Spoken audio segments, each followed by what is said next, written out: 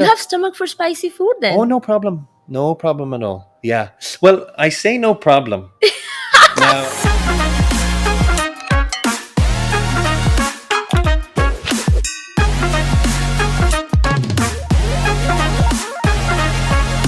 Welcome to Eminence Unfiltered Part 12. Today we have Ciaran O'Keeffe from Master Control with us. So let me introduce Ciaran to you first of all. Ciaran O'Keeffe serves as the Director of Business Development and Channel Sales for Asia Pacific region at Master Control since 2018. Operating from Master Control's regional office in Singapore, he has played a pivotal role in facilitating the adoption of digital quality and manufacturing software solutions among numerous pharma, medical device, and biotechnology organizations. With over 7 years of experience, he brings a wealth of expertise in assisting Asia Pacific based enterprises from various sectors in the successful implementation of core enterprise of software solutions. Let's welcome him together. How are you doing today, Karen? I'm good. I'm very good. It's the end of our first day at the conference. It's gone very well. So I'm tired, but I'm really enjoyed today. That's really wonderful. What's your experience? Well, it's my first EBM event ever. And I was really impressed by the number of attendees, the varied, organizations they came from, and the great conversations we have. I live in Singapore. We go to a lot of events in Singapore, and some are good, some are not so good. But you can really see the effort your team have gone to bring excellent attendees. Both ones that are very knowledgeable and senior, and some that are eager to learn. And we had great conversations with everyone. So really happy with it. Thank you. Thank you very much, Karen.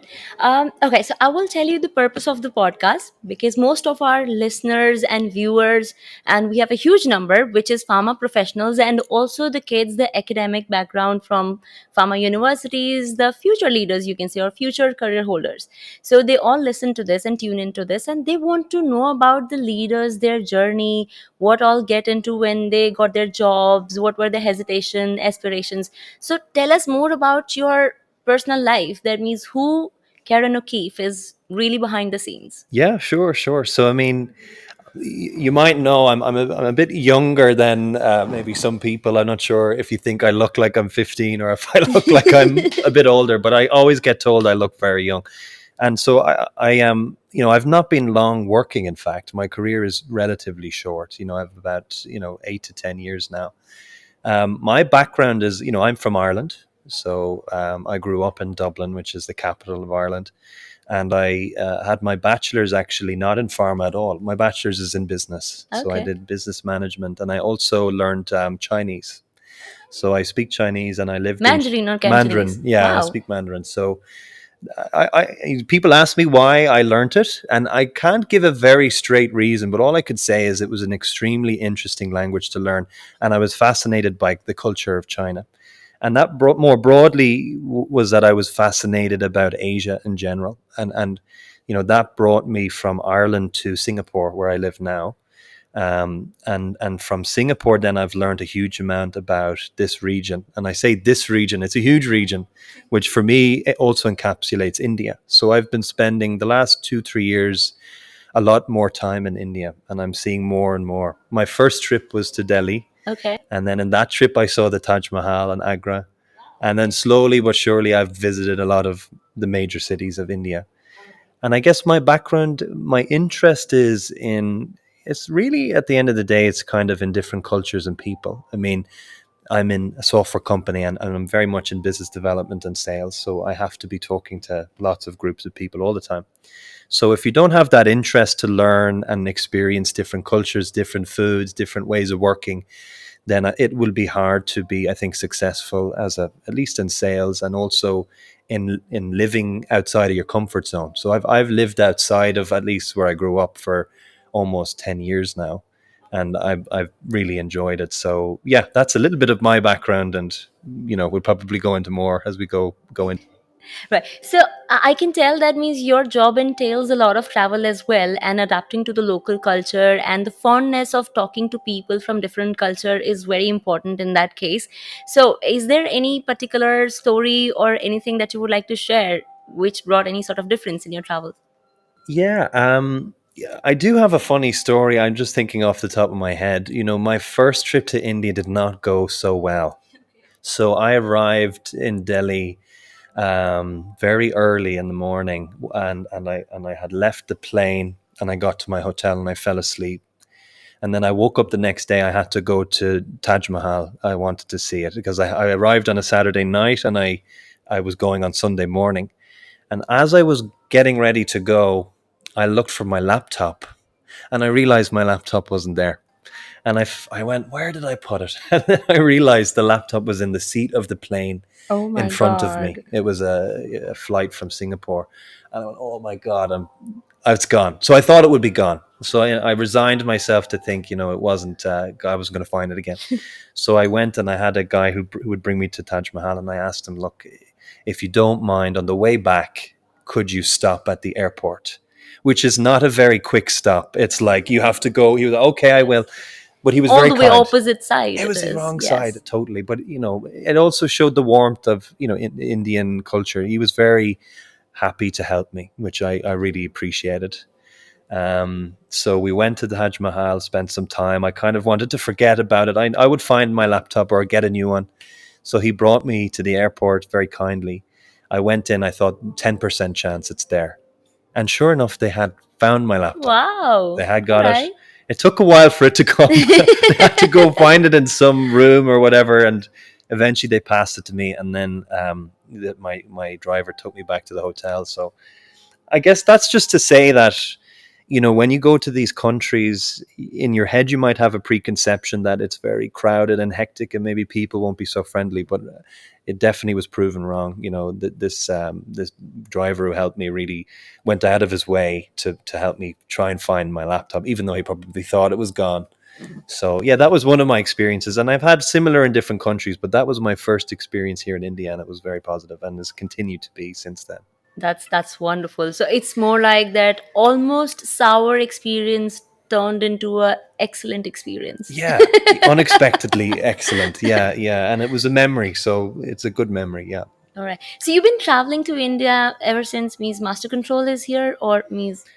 yeah. In effect, my in my previous roles, I covered more of a smaller region in Southeast Asia, so I didn't have the chance to come to India.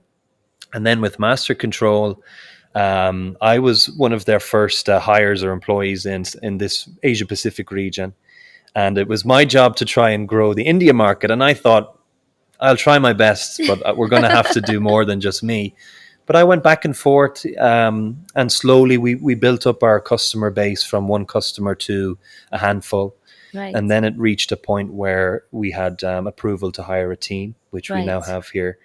And so it's been really wonderful to see that progression Right. and to see the opportunity here. I've gone to most countries in Asia Pacific, but India always has this energy, this excitement to be better, to invest in systems, Right. digital systems as well, and just a hunger to learn, which you don't Right. always see.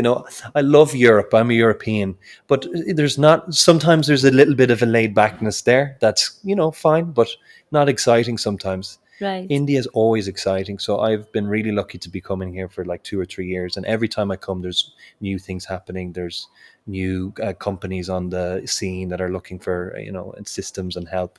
So yeah, I've been super lucky to be coming here for like 2 or 3 years now. All right. All Yeah. right. That's great. And since we're talking about work, so let me ask you this, and if you're comfortable telling me, Hmm. so how's your experience working with Master Control? What are their means, in terms of core values of the company and the company culture? Yeah, for sure. So, Master Control, my joining of Master Control was a bit roundabout. I came in originally as a consultant, and then Okay. became an employee. But the reason I stayed with Master Control is that they treat their employees very well, Okay. and they also treat their customers probably even better. Right. So they released, I think, 2 years ago now, our internal kind of value statement or mission statement is our the customer code, the Master Control customer code.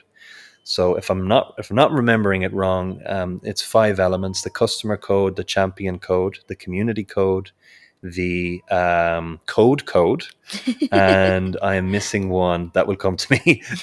But essentially, what it's breaking down is, for customer codes, it's, a commitment to the customer. Right. Customer is number one, and delivering to our expectations. The code is creating great software, Correct. literally code. Community code is helping, your own team improve and deliver on, your requirements. And then the champion code is the pairing of great people with great opportunities to deliver excellent results. That's very thoughtful, the Yeah. way it's lined up. So Yeah. we thought about it, and the company, a lot of companies are, I don't know, some companies have a statement that, we want to do better, and here's our 5 things that we, want our employees to do, and then it kind of gets forgotten about. In Master Control, it's very much a core of every, Heart group of the meeting, company. heart of the company. We talk about these mission, goals, and that kind of trickles down to the team. It's the energy in the team, a positive energy. And so I've stayed with Master Control now 5 years because of that positive energy. All And I right. think that transfers to the customers. The customers like to work with us. Right. The software, it's a great software, but every software has its challenges. And without good team and good people, that's when, the difficulty arises. I concur. And thankfully Absolutely. we have a good team. So that's what's kept me there and will probably keep me there for a long time. So I see you traveling to India in future several times then. Very often. Yeah. Yeah. Very Right. often. So how is Master Control planning to be in India? Like, means do you have any particular concrete plan or anything that you're planning for Indian market in pharma? Yeah, well, look, I think India is a strategic market for us.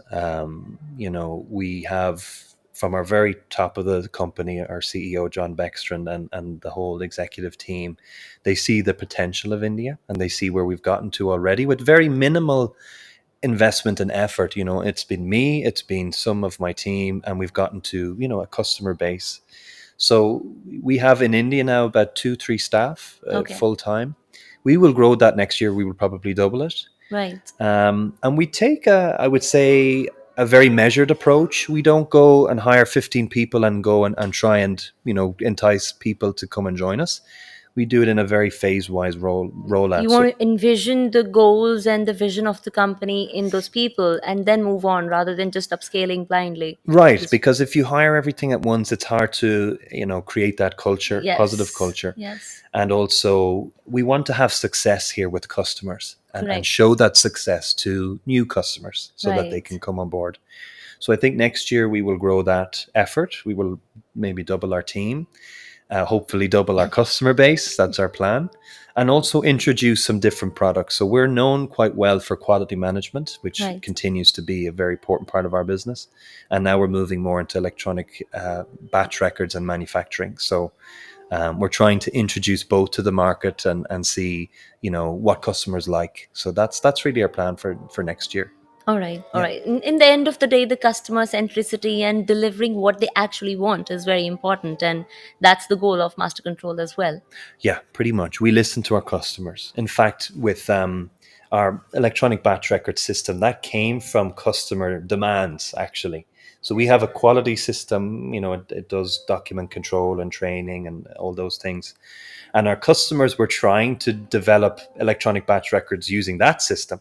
Okay, And so we eventually went, okay, you really want to use the system for batch records. right. So let's try and develop a module for that only. So Okay, we listened to the customer feedback. We took some time to develop our beta, our first product, maybe 2 years. right. We had our first cohort of customers, early adopters. And then from there, we've built and built and built, listening to customer feedback. So we've Correct. got a really good product team that listens very closely So to important. customers, and I'm amazed.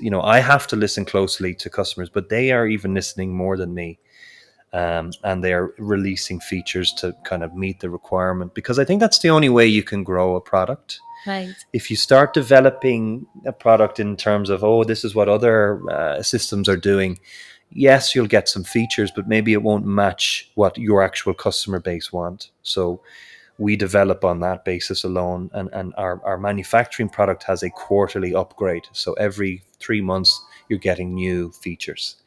So that's also why I like to stay with Master Control, because it's really customer centric. And it has to be, because if it's not, there are other systems out there that are good, and customers will consider and maybe go. So in order to attract and retain those customers, we have to be that kind of way. So Right. People buy people first. So no matter what you're giving, but if you're not the right kind of people, then people will not work for you. So I also understand one thing. That means when I was doing a podcast with one of the leaders in Pharma, and he said something very beautiful, that if you want to see the future growth and the development and the values of a company, before you see how they're treating their clients, you see how they're treating their own internal customers, yes, so their employees. So if that goal is already set there in master control, so it is obvious that they will be their customer centricity will be on the epitome. totally agree. Totally agree. It's kind of like, if you go out with your friends to dinner, if you see how someone treats the waiter or how they treat the dining staff, you know kind of what their What kind of person attitude you are? Yeah, is. absolutely. So I think that also trickles down, because a bad culture will very quickly expose itself to customers. Correct. You can do your best, but it starts to grate and drain you, and Yes. then you're stressed, and then it's hard to be a high performer if you're stressed a lot. and This and is very refreshing to hear yeah, this. so it's not to say I'm not stressed. I definitely am, but in a, Yes. in, in a positive way, and with a lot of support from my colleagues and our team. And I Right. know we can deliver on what we say. We're not a company that tries to sell the moon and delivers, not that. Right. So it's not mental stress, it's the aggressiveness of the work which comes into the Right. yeah. It's there's an aggressive target, but Yes. there's a support structure to get you there. It's Absolutely. good That's stress. In so fact, important. for younger leaders, there should be somewhat stress in your job. Maybe stress is the wrong word, but some anxiety, nervousness to be better. Right. If there isn't, then you're not actually pushing hard enough, Right. I would say. So maybe that's a bit of a cliche, but I do think if you're not feeling that, then you're probably falling behind, or you're Yes. not going as far as you can go. Right. So you should have that healthy balance, I think. Yeah. Absolutely. Since we're talking about balance, tell me more about your work-life balance. How do you maintain it? Any particular extracurricular activity that you pick? How Yeah. are your weekends? I try to keep my weekends work free where I can. So like I mentioned, I live in Singapore. Right. Singapore is a very hot country. I'm not sure if you know. Now, India is hot, but Yes. Singapore is very hot all year round. So what I do outside of work, generally, I like to be outdoors. So I do cycle. I do hike where I can. Wow. Singapore is a small place, so I've probably hiked everywhere there is to Okay. hike. Um, and also, I'm a musical guy, so I play the guitar and I play the bass. So I like to play with my friends, and that's a great way for me to relax. That is absolutely Yeah, amazing. yeah. So I've So we I've have a musician here. tried to be. Yeah, I try to be, but I'm sometimes embarrassed to play in front of others. But Irish, it's our culture to be very poetic and musical and artistic, and I do have a little bit of that in me. So whenever on the weekends, I'll generally have friends over, and we will sing, or we will play guitar, and we will have a good time in that sense. So there's good relaxing element to it. But yeah, during the week is long. Week can be long. Days can be long. So when I get home, I'm not playing a lot.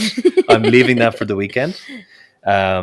Yeah, so that's what I focus on. Try to take a few holidays where I can. Singapore is in a great part of the world, so you can go to beautiful countries, beaches and cities and things. So yeah, I try to mix a bit of that. But because I travel so much with my work, I actually like to stay at home more where I can. All right. So yeah, that's the balance I have. Okay. Yeah, All right. yeah. So when you're traveling, do you try local food ever? I love local food. I try as much as I can. Yeah. Your stomach allows, right? So my mouth likes it. My stomach sometimes denies, but that's the next day, so I don't need to worry so much. But here in India, I try as much as I can. So Okay. my team, it's funny, when we stay at a hotel, I cannot have a Western breakfast or any Okay. Western food. They would say, Kieran, you have to have this, followed by this and this and this. So in the morning, I'll have idli, I'll have the sambar, I'll Okay. have the chutneys, Okay. and then I don't even know all the names. I'll move into something else. And now here I'm in Hyderabad, so we have the biryani. we have pickle. And so my favorite when I come to India is the mangoes and the mango Okay. season. So when I was here, I think May, June, Yeah. maybe April, It's May. crazy heat though.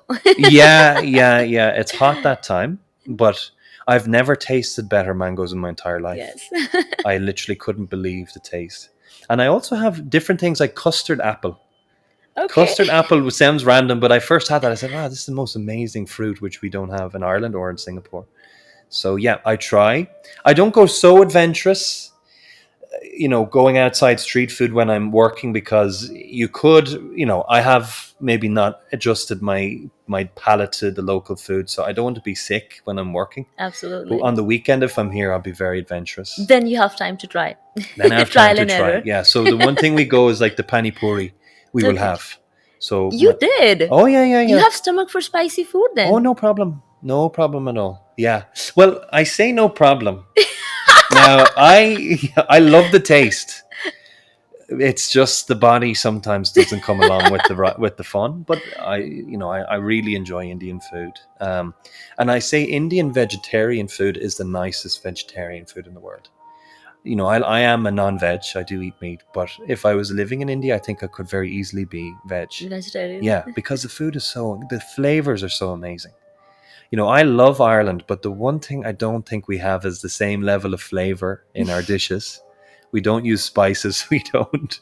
So, when I come and travel in India and this region, I always try the Indian food. Now, I do have to scale back sometimes and have, not so spicy food. But then there's a way to doing that. So our team, they would say at the end of the spicy food, you should have buttermilk, and that will settle your stomach. And Yes. so that's what I have, and it does. It works. You So actually try everything. I I have can tell tried now. most everything, I think. Yeah, and I like it. I genuinely love it. Yeah. So All right, I'm all happy. right. And tell us about because now since I we spoke about that you travel a lot, we know that you play guitar. Yep. Let's talk about music. So, what kind of music you like? That's a good question. I have a very wide range of music that I like. I started, so some of the things that I started liking was, guitar music. So a lot of American old school. So people might know Neil Young, or they Yes. might know Glenn. Oh my God, I can't even remember his surname. Um, a lot of old time Americana guitar, which I love to play, and people love to sing along, like um, American Pie by Don McLean and all those kinds of songs. So I listen to that. I'm also big into dance music, electronic house music from Ireland and the UK. I listen to a lot. And then I actually have a big interest in Irish traditional music. So in Ireland we have our own. Okay. It's Irish trad, and so it's very specific for our country. So it's using violin, guitar. Well, actually, not so much I've heard guitar, that part. It's lovely bodhrán. and it's fun. It's very fun, Yeah. and it's a sense of kind of party. So we call it a session. So a session is like a session, as And like everyone knows the steps, and you feel left out if you don't know it. right. So This has yeah, happened to me. yes, yes, yes. You do feel left. Well, we don't like people feeling left out, so we try Yes, and entice you to come and join us.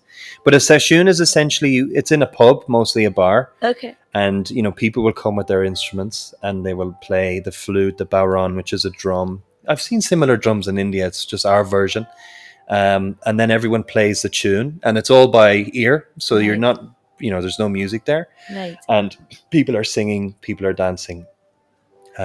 So I love that kind of music, and I listen to it when I get homesick, which I rarely do. But when I sometimes feel like I miss it, I listen to that music Oh, okay. also. So yeah, very varied, very wide range of music. Okay, so Yeah, evidently you do not have a choice where it's only a high tempo music or low tempo. You could be playing a unplugged guitar, but at the same time you could be listening to techno. pretty much. It depends on the mood. Yeah, during the day, in order to get myself into work, sometimes I listen to pretty like dancey, high tempo music, and then in the evenings I might calm down and listen to something else or play. I like to play along with the music as well. So yeah, it depends on your mood. I think music reflects your mood in a sense. And I go through trends. So I have a playlist. I use Spotify. I have a playlist of like 400 songs, All right. and I just add them as I go. and I can see my interest start here, and then it goes to this weird kind of 80s, and I'm into 80s dance and weird 80s music, and then it comes back to techno, and then it goes to Irish trad, and then it goes to like modern guitar and rock and stuff. So yeah, it's all there.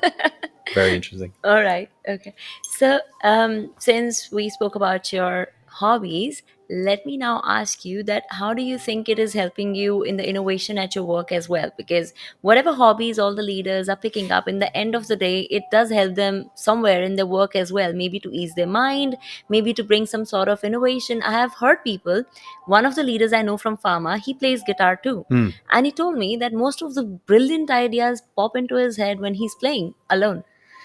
It's a What are your great thoughts on point. that? It's funny. I have worked with people that for the longest time I had no idea they were musical, and then I realized, and they're brilliant people, and they have very creative minds, Right. and I realized that they're musical. Now, Mhm. I'm not saying I have a brilliant mind at all, but I do think That's humble of you. having, I definitely don't, but having some kind of a creative outlet, it makes you actually think slightly differently. And Mhm. it's not to get too technical about it, but your brain, when you're playing music, you're listening to rhythm, and you're listening to notes, and you're kind of creating a structure from nothing. That's kind of Right. what music is finding a pattern and going with it. And I think in work, in sales, in different aspects of work, you're often playing with the unknown. You don't know how to go forward. Right. Definitely in sales, it can be a very uncertain job. Yes. So you're dealing with this kind of area where you have to be creative. Right. You have to be comfortable in just trying to make something from nothing. So I think there is a way that the creative music approach does give you some flexibility in your mind, in your thinking. You're not rigidly thinking about, I have to follow this process. You're Right. more creatively approaching a problem. So that's one thing that I think is good. The other thing is music is a complete relaxer, and it's a way to switch your brain. Because I don't know, I don't meditate. I should learn more. And the more I come to India, the more I In a way, learn. this is a It's a meditation, right? meditation. So, It's a way to switch off your brain, because yes. if you're not, you have to think about the music that you're playing. So there's one, thought, you're thinking about the song that you're playing. So you can't think about everything else. Right. And that's where I think you mentioned the person you The interviewed. eureka moment. Yeah, something comes in, or some space is there for you to just think about a problem. And Right. then, you relax, and then you go, okay, I feel like I might have an answer to whatever I was thinking about.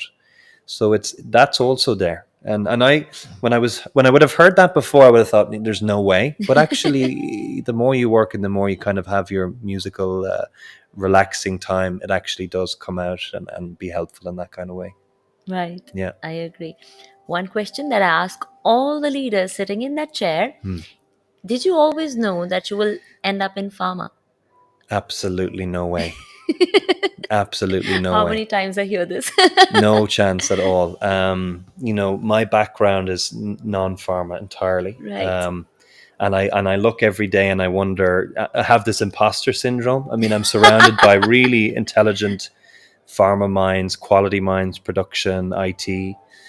But I do think there is somewhat of an advantage coming in with a non-pharma mindset, because you're not burdened by your learning, which of course learning is vital, but you bring in somewhat of a fresh, maybe mindset, Right. not obstructed, not like bogged down by oh, there's no way that this way would work.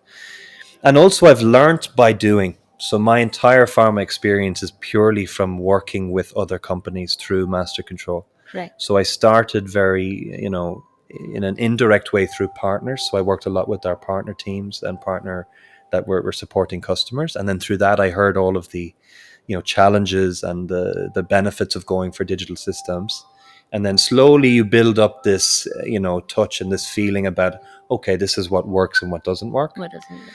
And now I feel more comfortable. I'm definitely not very comfortable. There's definitely questions that I get that are hard to respond to, but I think the best way of learning is on the job. And I Right. think I've heard that, in an ideal scenario, your learning is 80% on the job, 20% by book, and 10% by something else, which I forget. But I do think that, the learning that I've had on the job has been super helpful and has kind of cemented my pharma, in my interest to be in this industry, because it's fascinating. It's every day I learn more, not only about the current pharma, but the future of pharma, like, Right. cell therapies, gene therapies, personalized medicine. It's incredible stuff. And it's actually life saving. It's Right. changing the world. And when you're in, sales can be a little bit of a harsh world, Absolutely. but I do genuinely see, what our customers are doing for their clients, which are, making life-saving drugs. We have customers that, have developed the first ever, like cell therapy for cancer patients, for Okay. prostate cancer patients in the US, a company called Dendreon. Right. And we would actually play these videos at our summit. We have a customer summit every year, Okay. and we do every year we film a very detailed case study, very beautiful video. And almost without fail, at the end of all of these videos, there are tears coming out from all the crowd, and Right. from me also, because it's genuinely life-saving stuff. And our software plays a very small part in it, Right. but it's that central motivation that keeps you interested in working for the Right. company. There are a lot of software companies that are a little bit many steps removed from what I would say doing something positive for the world, but Master Control is right there helping companies make life-saving drugs and medical devices as well. So that hopefully will keep me here, I think, for quite a long time. Yes. Yeah, Yes. Absolutely. yeah. Thank you. Karen, before we let you go, I Hmm. know that means at this point of time you have some meetings also lined up. Uh, we have the last question for you, which is very important. What is the advice that you would like to give to those who are just starting their career or have just started their career right now in pharma and the non-pharma industry as well? And one thing that I know for sure while talking to you from last half an hour is Mm. that you believe in high ethics. Mm-hmm. So what else would you like to advise? Yeah, the thought that comes to mind, and it might be counterintuitive, but this is what's worked in my career, and just giving my own experience, is actually not to over plan where you want to be in the long term. You should have an idea of what you would like to do in your career and have an idea of what you enjoy doing, but you should be taking kind of step by step to get there, in a sense where you want to leave yourself open for opportunities to go and join another company or move into a different field or try a new challenge. I think I had a lot of friends when I was in college that had a very specific end goal that they wanted to get to. And then life starts to take them in a different direction and they start to feel a bit disappointed they didn't get there, Yes. which that's some people like that. Right. But for me, I knew my main goal when I was working was I actually wanted to live abroad in Mhm. Asia, and I wanted to work in software. Right. And then that's brought me into pharma. I had no idea I would be here. So I think when you're in college and you have an idea of what you would like to do, that's great. Do that for your first job. See if you like it, and if you don't, you'll have got some experience and you can pivot into something different. Because when you're in your 20s and 30s, that's your time for a Right. little bit of trial and error. And then Right. you'll naturally find your way. My career has been, I found my next job, through my previous boss, nearly as an introduction, and I said that looks interesting, and I moved it into that. So my approach is you should plan out your kind of next 2 to 3 years. Don't over plan beyond that, and let life kind of take you to where it thinks It's you should supposed to be, be. because Right. you will find those opportunities as you're working. Right. And then, like you said, having a central ethical approach, knowing what you like, knowing what you don't like, being honest and open. I've had bosses that taught me that you should always play with a straight bat, which is a cricket reference. You should always just be honest and open, because that will get you much further than trying to hide, lie, cheat your way into it. That might work for a couple of jobs, but it won't get you to where you want to be long term. So that's Right. that's what I try and do, and then keep myself open for the opportunities that arise. So maybe that'll keep me in pharma. Maybe in the future it'll take me out somewhere else, but I'm comfortable with that kind of process and approach. So don't try to settle where your heart doesn't settle, and be take chances Yeah. and be open to the opportunities that are falling your way. And ethics are the most important part. I think so. Very nicely summarized, Puneet. Yeah. Thank you. Thank you very much, Karen. It was a wonderful talk, and I really hope it helps you all. What do you think about this podcast? Please mention in the comments below. Today, we were with Karen O'Keeffe. We'll see you in the next week again. Thank you. Thank you.